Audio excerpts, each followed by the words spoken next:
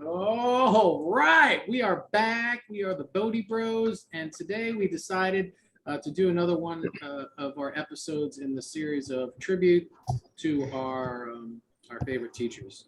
And today I will be playing the role of. Oh, by the way, I'm John Legit. And I'm Phoenix Ray. Today I'll be playing the role of student and Ray the teacher because Ray has spent a lot of time with Ramdas, and well, I'll let him get into that. And I'm just going to basically ask him some questions. I felt like this would be such an easy topic to talk about because I know Ray holds a lot of love in his heart for Ramdas and his teachings. So without any further ado, take it over, Phoenix Ray. All right, so this will be a tribute to Ramdas, someone who has made a major impact in my life, completely just changed my life. So I guess real quick, we'll just go into like a quick little biography of Ramdas. His name was Richard Alpert, and he was a Harvard professor in psychology in the 60s. And during that time, he met a guy named Timothy Leary, who introduced him to psychedelics. So he had this huge, major awakening with psychedelics, and that's kind of gave him the experience that he wasn't who he thought he was, what his mind thought he was. It kind of broke him out of the ego plane. So he went through a couple years of just his whole thing back then was how to get high and stay high and just stay on that level. So he would just trip out all the time and just do all this stuff and hang out with people. And eventually he got fired from Harvard because he was partying with the students. So his life kind of went on a different path than Larry's. He decided to go to the East because he still had a lot of questions about the planes of consciousness and what he experienced. And he realized just getting high wasn't doing it because every time he got high, he would come down. Right. So he went to India and he traveled, and he ended up meeting a Western yogi who went by the name of Bhagawan Das. And so he kind of taught him some yoga stuff, and it kind of got near the end of the journey where he was just kind of burned out, and he was like, maybe I've kind of had enough. No one's really answered any of my questions about this stuff. And he was kind of just planning his return trip back to the US. And so Bhagwan said he was going to introduce him to his guru. So he went up this hill, and he was he wasn't having it. I mean, Richard, and he came up this hill and he met this little old guy in a blanket, and everybody was bowing to him and crying and touching his feet. And he's a ex-Harvard professor. He's like, I'm not gonna touch someone's feet. I mean, this is what is this crap, Next thing you know, he's sucking on the toes. I'm just kidding. Yeah. So he introduced them to Maharaji, and Maharaji looked at him, and this is Maharaji right here. Neem Karoli Baba, but he also goes by everyone calls him Maharaji. This is the photo that I've been seeing, and when I was doing research to get the background here, whatever, that face was popping up, and I was like, I wonder if Ray's going to talk about what this face that keeps. So Maharaji is looked upon as a saint.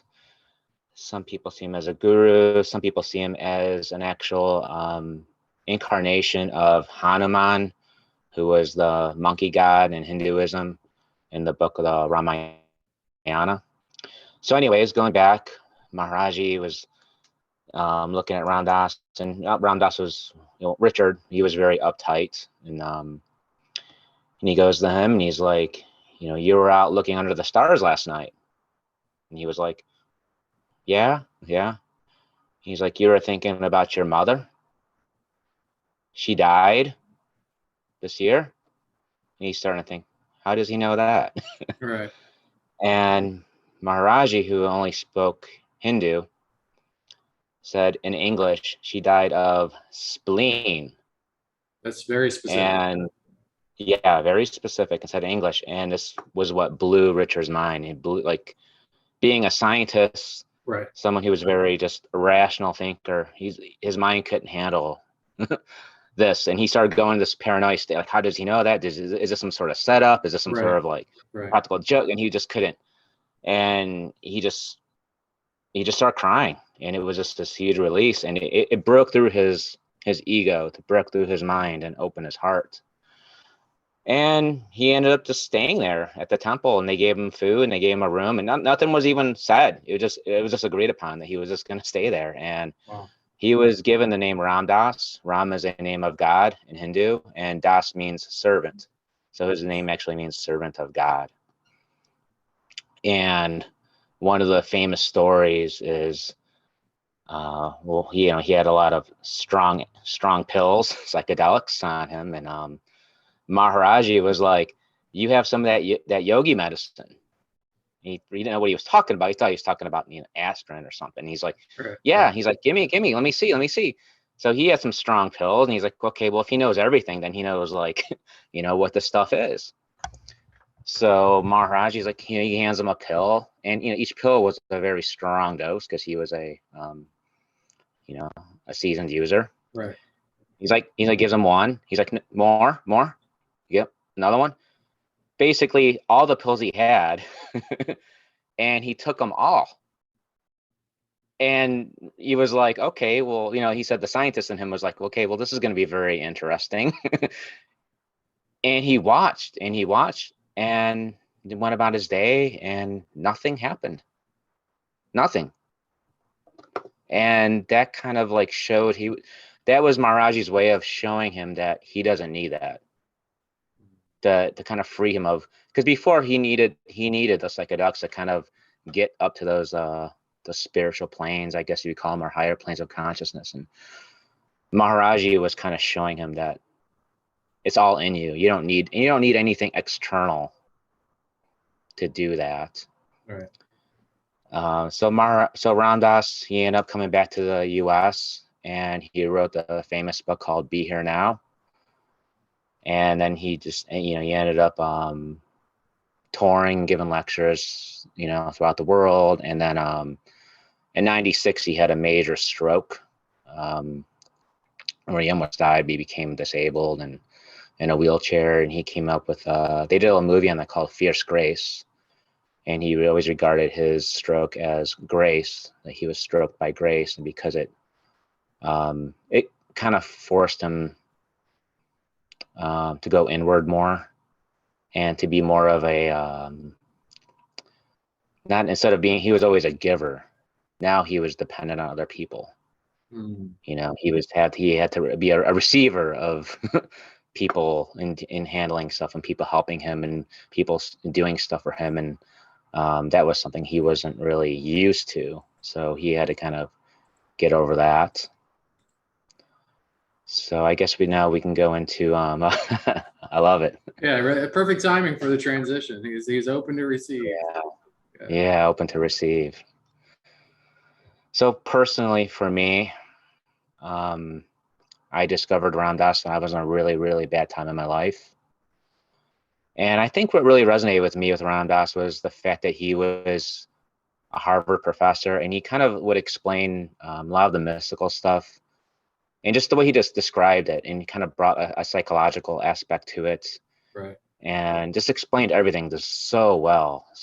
It sounds like what I'm hearing you say is like the way he delivered, maybe already something that was familiar to you. You were receiving in a way that was more grounded versus locked. Right? Like up here, he kind of like made it more concrete. Right. So I think that's part of what he was very good at, was taking these kind of difficult, mysterious things, spiritual, and just delivering in a very grounded way that I think a lot of people could resonate with. And that was sort of his power at the time, which he ended up losing a lot of that when he had his stroke, ironically. So that kind of forced him to kind of be more blunt and be more subtle in the way he talked it. And a lot of times too, when they said when he stroked, he was very intellectual. He was a very intellectual person. And then after his stroke, it's almost like he became what he talked. He became what he preached about. He became that love. Where before he was more of a vessel of talking, and you know, conveying a lot of those messages. Now he actually became that. So I became very attracted to Ram Dass, and just really, really resonated with me. Just the way he spoke. And so he was doing retreats in Maui every like twice a year. And I'm like, man, I gotta go. And I mean, so there's everyone's other just got to teachers. go to Maui, but now you're getting the bonus of this and Yeah, Maui. yeah, Wow. exactly. So, Wow. and people thought I was weird because I went by myself, but whatever. And Right. so I went there, and there were other teachers besides Ram Dass. Oh, okay. And keep in mind that this is about 2017, I think. So he was in a wheelchair. He wasn't the same, wasn't in the best of health. And so a lot of times in the mornings, in the morning lectures, because there was a pavilion where they had a lot of the lectures and the schedule of speakers. And so sometimes he would sit in when different speakers, he would sit in the crowd when different speakers and stuff. And I was sitting in the crowd, and Ram Dass is like almost near me, and I'm thinking, oh, and I'm thinking, okay, so the lecture ended, and I'm like, and this is my chance, like, a little line formed. Yeah. So people going up to him, and now, granted, we all had a little one-on-one. Everybody gets a little one-on-one at the retreat, but this is, a little more informal, the one-on-one. So I was like, oh, and I'm like thinking, okay, what am I gonna say? What am I gonna say? So I said, okay, I'm gonna do the he does this mantra where it says, I am loving awareness. I am loving awareness. So I went up to him, and I just like took his hand, and I was like, and I'm like, I am loving awareness. I'm loving, and he just turned his head and gave me this big smile. And he looked at me, and it was, wow. It's hard for me to explain. I never been looked at with so much love in my life. Mm. And it kind of like pierced through me, like pierced through my heart. And I felt this pulling from my chest. And I just started crying, and I just couldn't stop crying. And it was like a feeling like I'm at home. Like I made it. Like I'm home. I did it. I did it. I'm home. And it was just so much love. And of course, next year I'm like, I gotta go back. I gotta get this back. I gotta, Right. this Right. was, this feeling of this incredible love. Well, and just to be clear, it's not that you lost it and you're like, I need to bring it back again. You just wanted Oh to. yeah, yeah, yeah. This was like, you kind of hooked on this, like this incredible love. I've never been looked at that before. I felt like it was almost like the first time I've ever been looked at. I I don't know how to He describe saw into you and you hit like he pierced you in a way Yeah, that you'd never been touched before because he was able to see so deeply into you. Is that what you're saying? And you right. felt Yeah. recognized and received and trust and like all the things, right? Yeah, yeah. Okay. And it just like I've just yeah, and like I just felt like I said, It's like it's like beautiful. someone took like a fishing line and just casted it like the deepest of my heart, and was just reeling everything forward, and everything was just Wow. like coming out. And And it was just it's so it so was so beautiful that because a lot of times you hear stories and this and that about gurus, teachers, whatever, and you're like, oh, what do they say? Of course that you want to come back now because they said, but this was just a simple moment between a man and another man. You weren't in the middle of an audience of preaching or anything like that. It was just the connection that you guys genuinely shared in that moment.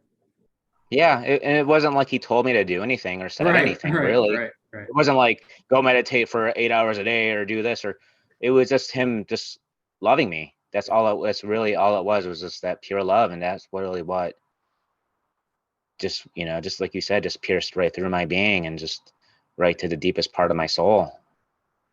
So, I had to go back. So I went back the next year, Right. and same thing. He was sitting in the crowd, like kind of near me. So I'm like, wow, this is kind of, because not everybody gets a little one-on-one like this with him. Right. Not, it's not, other than when we all have a go online and go have our moment with him. But Yeah. so I'm like, oh wow, he's right there. And then the lecture ends, and a lot of people go away to get. I guess someone was getting have like a book signing or something under there. So a lot of people went over there, and I'm like, okay. So a little line started, in front of Ram Dass, and I kept thinking like, man, what am I gonna say? What am I gonna do? I kept rehearsing my, and I was getting like nervous. Yeah. And actually, at one point, he turned around, he went like this and like looked over and looked at me, and I was like, I was like, oh, like, and I started getting like, okay, I'm like thinking he really liked when I did that mantra last time. So I think, okay, here's what I'm gonna do. I'm gonna take his hand, I'm gonna kiss his hand, and I'm gonna say the mantra. I'm like, okay, yeah, I got it. I'm like I'm like, Yeah. it's like I'm going on stage or something, Yeah, I man. mean, I'm Yeah. like nervous.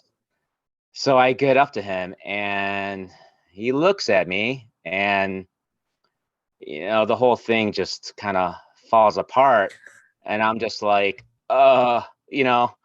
I'm like a zombie. Right. And he takes my hand and he kisses it. And it was just this amazing feeling. Yeah, it was just Right. an It was explosion in my mind. it was him giving you your spleen moment. Yeah, Right? right. That was So your passing the what I teacher the realized, key. Yeah. what I came to realize, it wasn't. See, I thought it was him doing something to me. Yeah. What he was being was the mirror. Yeah. He was the mirror to the deepest part of my soul, Yeah. reflecting back to me. Yeah. So he was really saying, that was his way of saying Right. it's all in here. He was just Yeah. that mirror to my heart. And it was the same thing, I just tears, I just started crying, and it was just this deep moment that still lives on with me till, right now and today and everything. That's still what part of me of Yeah. just that feeling, that love. I still feel that connection. Right. Well, thank you for this was going to be Q&A, but I knew once Ray got started, I wouldn't have to ask many questions because, I just, we've talked about him before and you've shared with me. So let's take like the last 10 minutes ish here. And I will ask you a few questions, but I gotta make it through all. I love this one too. This one's like, come on, man. Yeah. That's great. All right. So can you tell me and us, the audience, what would you say is the thematic premise that weaves its way through his teachings? I mean, I understand it's love. Is it that simple that everything comes back to love? Like, how would you articulate like the focus of his teachings? Well, I think originally, what the book was, be here now, be present, live in the moment. Yeah. But then I feel like there was a shift, and he wrote a second book called Be Love Now. And love is as a state of being, not as so much as a verb or an emotion you feel, but as a state of being, that really what we really are is the essence of what we really are is love. And coming back to the heart, he was a bhakti yoga. So his whole thing was to love everything and practice loving everything. And I remember he said one of his practices that he has this little prayer table, little puja table, altar, and he would have pictures going down the line, and he would start with people that he loved the most, the easiest. So he would have Maharaji, he would have Christ, he would have his mom, and then the end of the table he would have, like a politician or somebody who. So this somebody is at that the knew. this is at the opposite end of the table, right? Yeah, Okay, yeah, okay. going like in a row. So he would Right. just go down the line and love, and he would just sit with each one until his heart was able to open, and just practiced opening his heart to people, the people that who he had, difficulty with. Resistance and stuff. Yeah. Yeah, resistance. Yeah. That's a great practice, man. That's a really, I mean, and I don't think you have to do it with actual physical pictures of people. You can just picture them in your mind's eye and then and meditate on that person too. Like I'm just saying, as a matter of a on the Yeah, or go, you just use something symbolically, so whatever's going to be a practical. picture, Yeah. could just be something that reminds you of that. Right. That's such a. You've told me that story before, but I'm glad you're sharing it again here. And I know we've probably mentioned it briefly on another podcast years ago, but it's one of those stories that I could hear you tell over and over again because it is it's a profoundly beautiful and gentle reminder of a simple practice that we can do to, if that's something you want to challenge yourself to do or to grow into, and that's becoming that state of of love, not just for your loved ones and your friends, but every other sentient being that you encounter along your path. So I think that's beautiful, man. Yeah.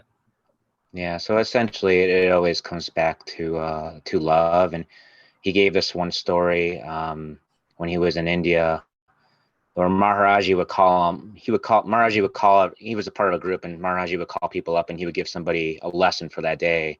So he would call up, and his lesson was love everybody. So he would go around that day, and that's what he would, that's what he would did. He would go around loving everybody. The next day, it was tell the truth. So he's like, okay, well that's refreshing. I'll tell the truth, And every other day, it was love everybody and tell the truth. And he realized what he was doing is that the truth was he didn't love everybody.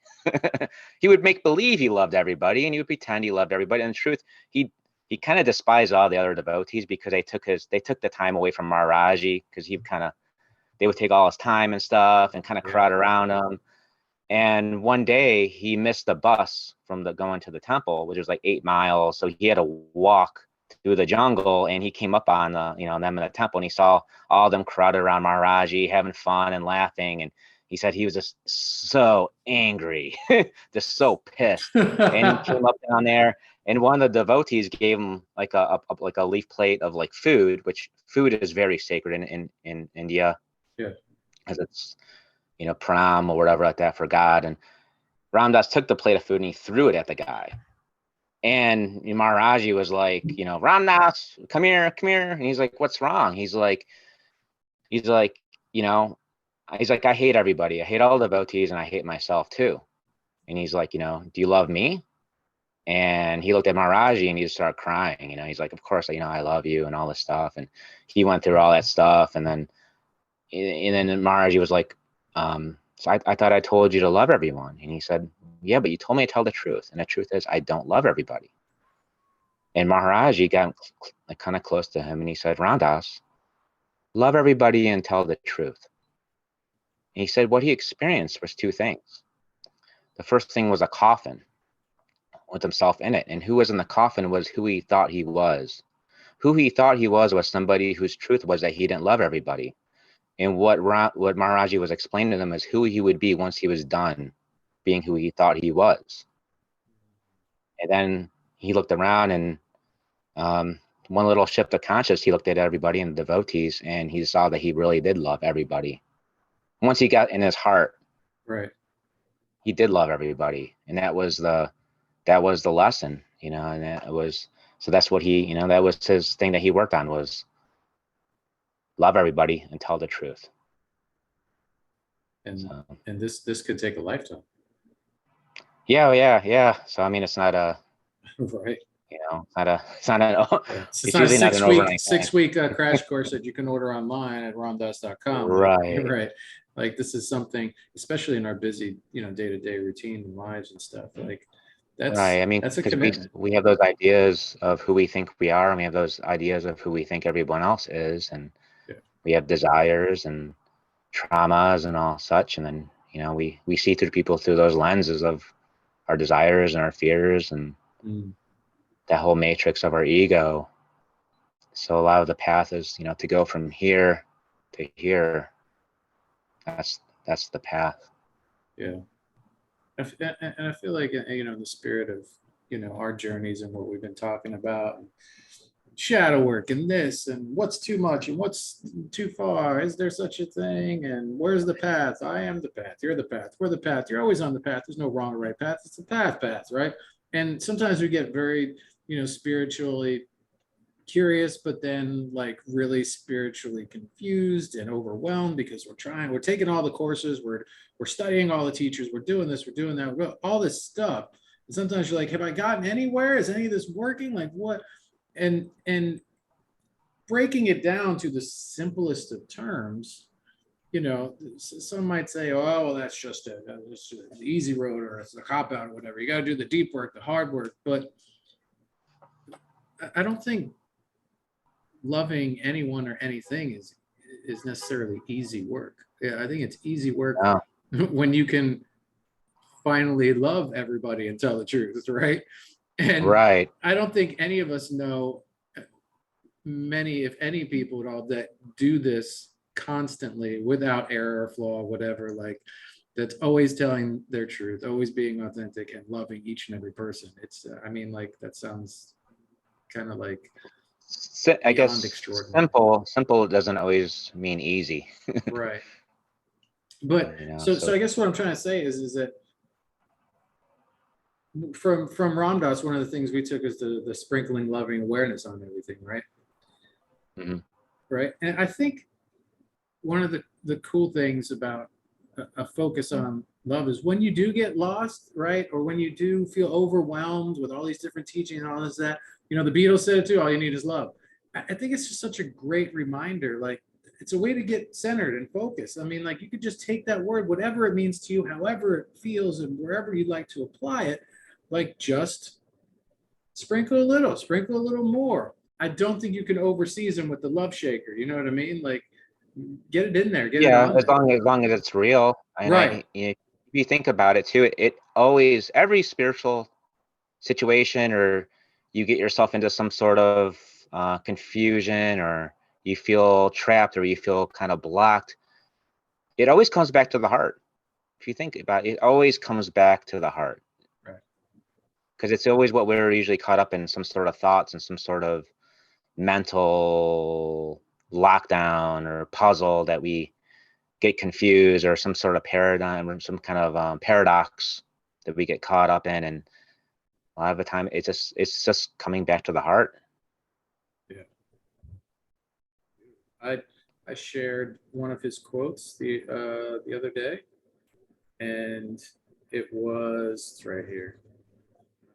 Oh my gosh, how many posts? Oh, I love this, man.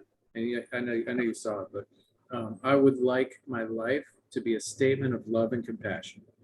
And where it isn't, that's where my work lies. Yeah. Because there's always a place, there's always a person, there's always somewhere, something, someone that that that's void in your life, or not just that, but maybe it's the leaning the opposite way of the spectrum. Or some And sort of like you said, attachment that we have. yeah, like you said, that whole spread of pictures of my favorite to least favorite people on the planet, right? I mean, Yeah, there's always something that kind of pulls us towards our feeling of separateness. yeah, And that could be something in, whatever it is, politics, anything on TV, or something that that makes us see other people as other, or see people as them instead of us. So what creates, what causes you to see other people as them instead of us? And that's what really, that could be what you work on. That's opening your heart to that and allowing them to have their beliefs or their perceptions. And doesn't mean you have to get rid of yours, or really not really, but you could still open your heart towards somebody who is completely different from you, or sees the world differently, has different perspectives, different beliefs, ooh, still be able to love them. I wonder if in his spread of pictures he includes a photo of himself. I wonder. And on that note, do you remember any of his teachings or any of the guidance that you received, whether it was in person or just online, what have you, about self-love? Because I know we've talked so far a lot of it about offering love and compassion to others in places where it isn't, which, as we all know, could very well be right here at home. So does he mention? I'm sure. I mean, I would think that he would to some capacity. Mention self-love. Hmm. Yeah, I think it's coming and looking at yourself with compassion. I think it's self-compassion and looking at those things, and instead of judging them, loving them and appreciating them, those things that you don't love about yourself. I think it's a change of perspective. And just because whatever those things are that you don't love about yourself, it's just the ego judging you. The ego is creating that shame. You're shaming yourself because you have some sort of idea of who you think should be or who you think you ought to be, and you don't measure up to that, so the ego is going to judge that and say, oh well, look at, you're a big failure right there, look, you gained 20 pounds, you ate that whole tub of ice cream last night. Right, right. But instead it's just realizing who you truly are, realizing that you really are loving awareness and having compassion for yourself.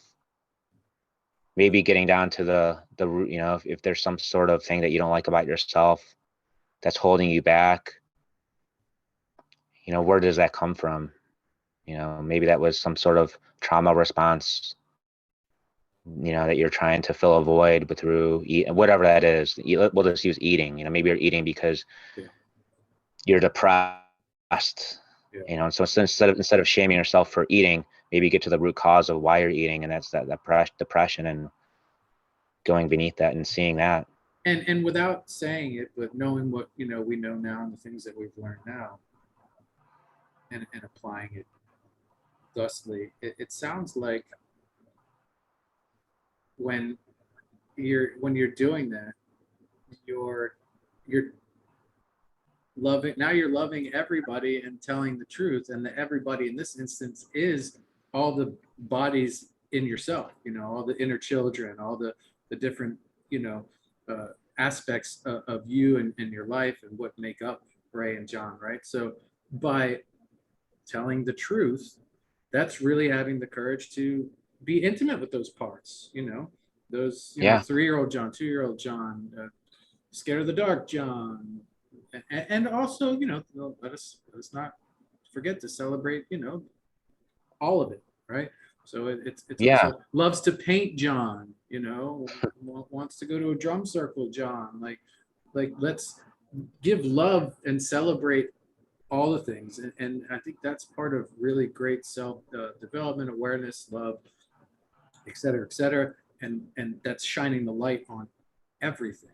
And allowing love to go everywhere, not just like, oh, this is the hurt part, it needs more love, or this is the part that I want more of, so I'm going to feed this more because I want less of this stuff. Like it has to be everybody, love everybody, and tell the truth. And I think as you open yourself up to exploring yourself more deeply and connecting with all the aspects of yourself, those voices will come up and out and share those truths with you, should you allow them.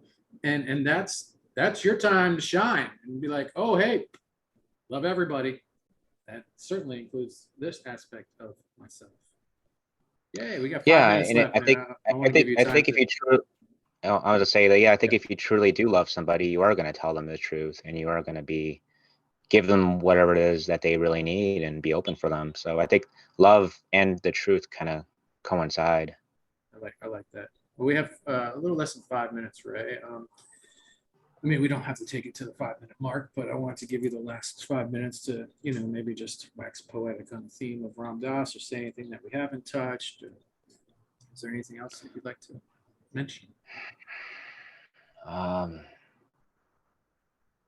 think we kind of covered it all.